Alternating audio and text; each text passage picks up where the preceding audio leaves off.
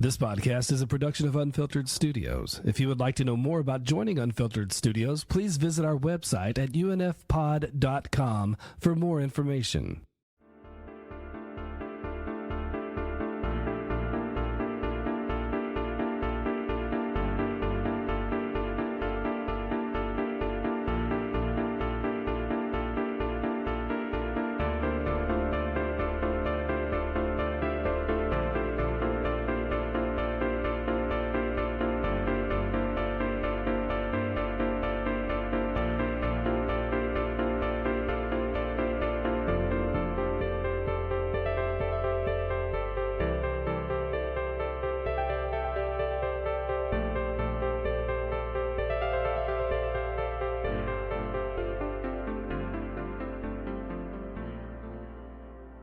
All right, for episode 5 of No Budget Filmmaking Disasters, we have assigned Mike to the test. Mike Ensing is in the house. For those not aware of not aware of the rules, he can't opt out of this movie. He doesn't have enough money to countersue or dispute the contract. He can fire people. He can trick them. He can murder people if he wants, but I don't recommend that last part. You can extort money from a mobster producer. You can bribe an actor, but you can't just say, I refuse to get what I've been assigned done. You got your career on the horizon, and you're going to be rewarded for this if you try your best. So Johnny Fontaine does not get that pot. All right. Where the hell did that come from? That's great. Oh my God. Brutal. My Mick Trout friend. Oh my God. Oh my goodness. Frankly, Madeir. Boombot greaseball. Okay, go ahead. Oh my God. So Mike, you're the music head here. We all are, but I've assigned one just for you on episode 5. So you have been assigned. That's just it. We always keep the job position just ambiguous, but whatever it is, you've been asked by the studio to just help out a movie that's in development hell. So in this case, you've been assigned a rock and roll docudrama using only free to use music and characters clearly inspired by famous singers. The film sets are Hallmark Channel worthy at best. You have actors who can't sing worth a shit, but they also can't be fired because they're the nephews of the producers. What's your first move here, Smalls? Oh. You can only use free you can only use public domain music. Right. Trust me, there's a lot of good sites for that, but now you're going to have to try harder to find tunes that are less likely used in commercials and indie films. And you're unimpressed by the film sets. They look like a Hallmark Channel cheapie made for under $2 million. So, well, half the MTV videos look like that. So, okay. So we're gonna rely on the cinematography. This sounds like Eddie and the Cruisers, which was going for a Springsteen feel without saying it. Oh, perfect. The singer sounded like him, and then the first shot of the movie in the background, there's the word spring. I guess make a fictional band. Right.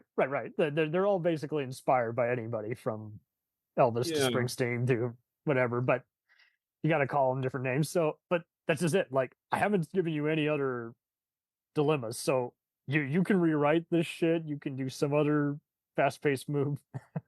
How about can you use auto-tune for the bad voices? Well, yes, you certainly can. So your first move. Okay. So almost 8. It's like that's kind of like AI. All right, so your film crew is doing their job, making it look bigger than it actually is, for the $2,000 they're being paid.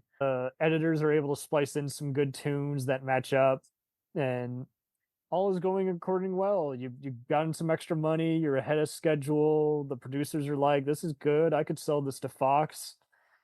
And then lo and behold, half those actors get canceled. And so no one really wants to see this movie unless they're out. But unfortunately, you're already halfway done. So what are you going to do? So I'm replacing the cast. You can, or you can do something else. You can do damage control. What are you going to do? Half of them can't keep their dick in their pants. And you're already almost halfway done. You're not going to refilm everything. I mean, unless you want to. So what are you going to do? Take the door. Take the door. Phil, behind door number turn it 2. into a breakup of the band drama. Oh, nice. And if he was, and then they replace, like kind of like Spinal Tap. They have another drummer every 10 minutes because they blow up. Lovely. So you've written it in. Just keep shuffling the band, and that'll keep the interest going. And then they can talk about how bad it was with the other band members. And yeah. Okay, perfect. Given how the movie's been pretty under wraps, you're able to avoid any clickbait articles. And the actors later give a disclaimer saying, "Oh, I was method acting." Sure, you were. And then, you're already beyond on time. You're in the editing room seeing the dailies. The director's crying because he never thought he had a chance in hell of making a competent movie, and he's thanking you uproariously. Then one of the actors comes in and wants to change everything. What are you going to do to this smartass? Yeah, I've already changed everything. Right. He shouldn't be in here, but he is, and he doesn't like how he looks on screen. He's about to fuck up the movie. So okay. Boy. Give him the Don Arden treatment. Hang him out by a window by his ankles. Okay. Do you want James's answer to be your answer? I don't know. Get something on him. Okay, perfect. If you don't finish the film, I'm going to let everybody know what you did. That drunken night in Havana. Okay, so perfect. So you sell a story to one of your social media influencers, clickbait article guys. You share it with his ass. He realizes, oh, fuck. People know me. And he storms out the door.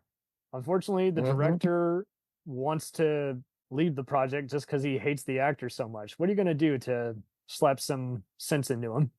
Look, buddy, this is your career.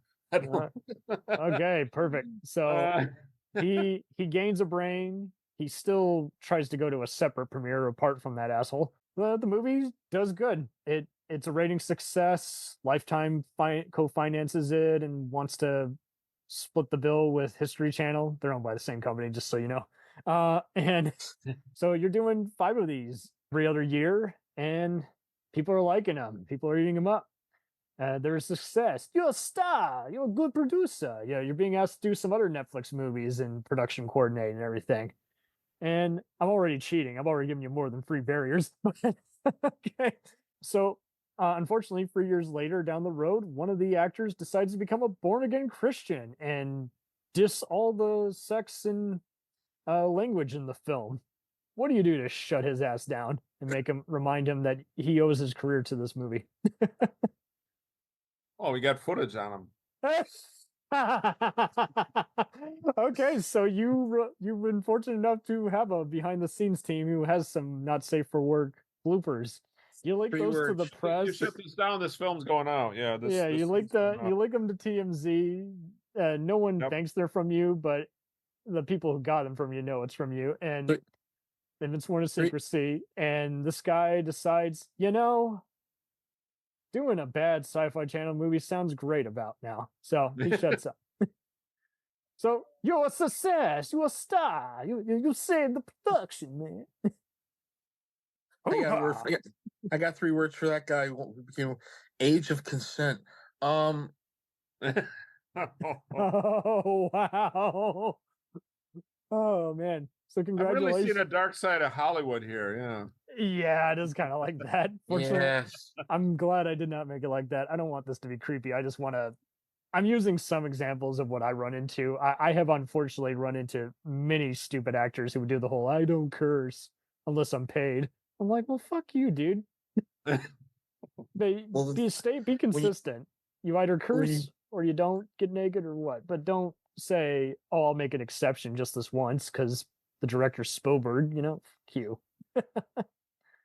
When you brought up the fact of the actor who died and they pulled the film and then they re-released it later, all I can think about is Game of Death with Bruce Lee. Yes. How they had that film like about 90% in the can, and then he dies, and then they re-release it later where he's like, there's a stand-in, and the only thing you see is like his mouth or his nose.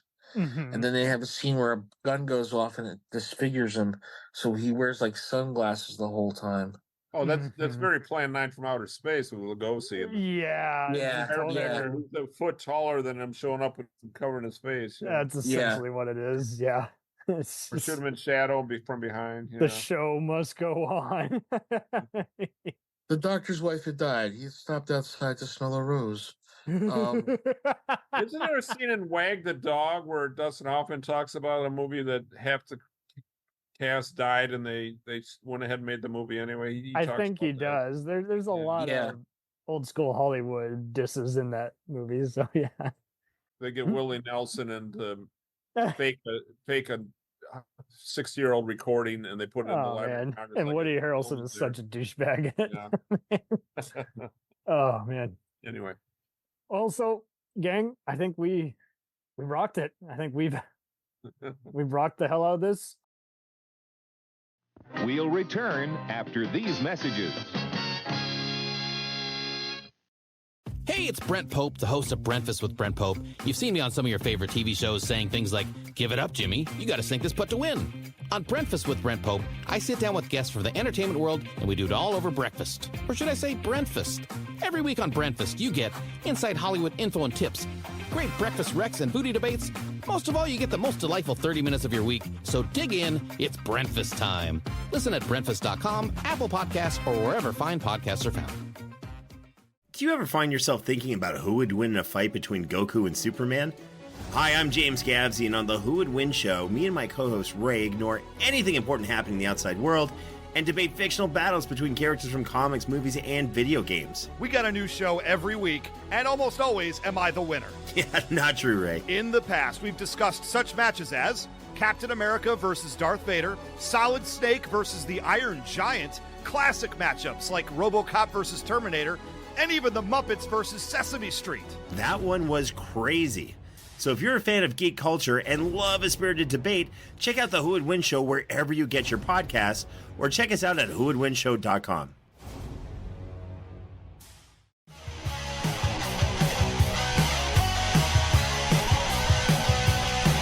Follow us on the web on Facebook, Twitter, and Instagram. The podcast is available on Podbean, Spotify, iHeartRadio, Anchor, Apple, and anywhere else podcasts are available. Feel free to review our show and leave comments on any of those sites. Thanks a million for listening. It's a jacked up